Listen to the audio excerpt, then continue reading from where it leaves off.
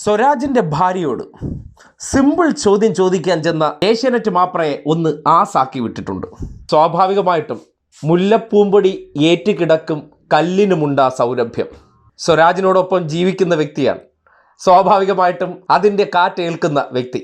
പോരാത്തതിന് വ്യക്തി സ്വാതന്ത്ര്യത്തിനൊക്കെ വലിയ വില കൽപ്പിക്കുന്ന വ്യക്തിയാണ് സ്വരാജ്.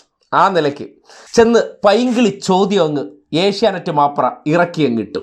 ജീവിത പങ്കാളി ഉൾപ്പെടെയുള്ളവർ ഇന്ന് പ്രചാരണത്തിനായി എത്തിയിട്ടുണ്ട്. ഇപ്പൊ ഈ പ്രചാരണത്തിനായി തന്നെ എത്തിയതാണോ? അല്ല, ഞാൻ ജസ്റ്റ് വന്നതാണ്, അത്രേ ഉള്ളൂ.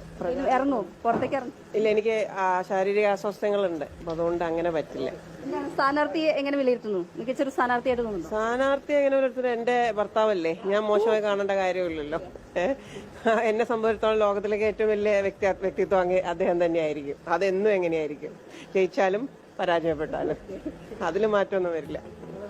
എന്തായാലും അധികം ക്യാമറയ്ക്ക് മുന്നിൽ വരാൻ താല്പര്യമില്ലാത്ത ആളാണ്. ചോദിച്ചതേ ഓർമ്മയുള്ളൂ, കിട്ടിയ മറുപടി തന്നെ പ്ലിങ്ങസി അടിച്ചു പോകുന്ന കണ്ടു.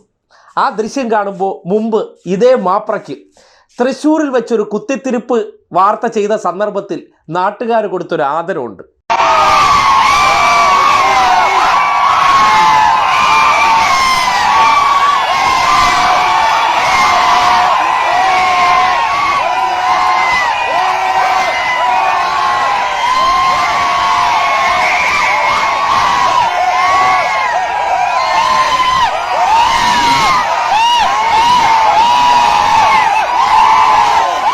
അതെ, അയ്യേ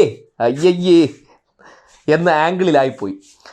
ചോദ്യമൊക്കെ ചോദിക്കുമ്പോൾ ഭാര്യയാണ് സ്ഥാനാർത്ഥിയെക്കുറിച്ചുള്ള അഭിപ്രായം എന്താണ് എന്നൊക്കെയാണോ ചോദിക്കേണ്ടത്? അവരോട് ചോദിക്കരുതെന്നല്ല, ചോദിക്കുന്ന ചോദ്യത്തിനും വേണ്ട ഒരു കണ്ടന്റ് അല്ലെങ്കിൽ ഒരു പൈങ്കിളിത്തരമില്ലാത്തൊരവസ്ഥ.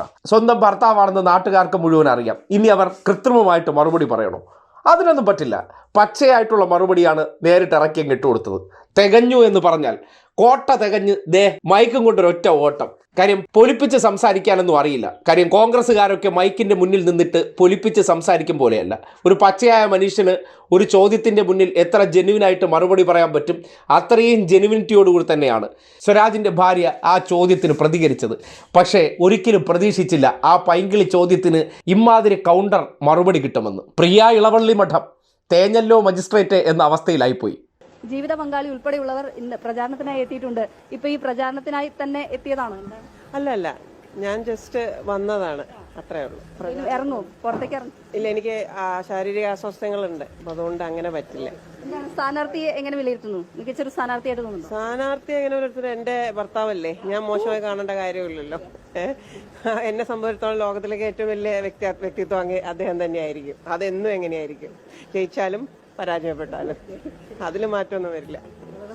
എന്തായാലും അധികം ക്യാമറയ്ക്ക് മുന്നിൽ വരാൻ താല്പര്യമില്ലാത്ത ആളാണ്.